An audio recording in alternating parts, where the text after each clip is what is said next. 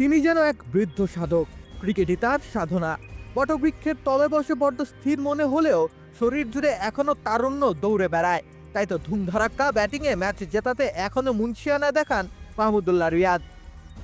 198 রানের লক্ষ্যমাত্রা, জয়ের অন্বেষণে থাকা ফরচুন বরিশাল মাত্র 54 রানে হারায় 4 উইকেট।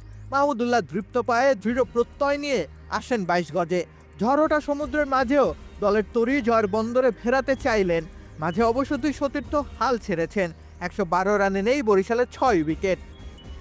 জয় তখনও 86 রানের দূরত্বে, হাতে স্রেফ 42টি বল। মাহমুদুল্লাহ এরপরই শুরু করলেন নিজস্ব তাণ্ডব। 4 ছক্কার বন্যা বইয়ে দিলেন তিনি বাংলাদেশ প্রিমিয়ার লিগের প্রথম দিনে। একাদশ আসরের শুরুতে মাহমুদুল্লাহ জানান দিলেন, এখনও বাহুজোড়ায় আছে অনেক জোর। লেবুর সুঘ্রাণ আরো বেশি, ত্বকের যত্ন আরো বেশি, চলে আরো বেশি। আপনার পকেটে কি বিদেশি না বাংলাদেশি? তার ঝড়ো 50-তে 11 বল হাতে রেখে ম্যাচ জিতে নেয় বরিশাল। অভিজ্ঞ রিয়াদ অপরাজিত থেকেছেন 56 রানে। মোটে 26টি বল খেলেছেন তিনি। এর মধ্যে 4টি বলকে তিনি আছড়ে ফেলেছেন সীমানার ওপারে। 6খানা বলকে মাটি কামড়ে বাউন্ডারি লাইনে পাঠিয়েছেন মাহমুদুল্লাহ রিয়াদ। 216 স্ট্রাইক রেটের এই ইনিংসটিতে রিয়াদ বোঝালেন নিজের সামর্থ্য।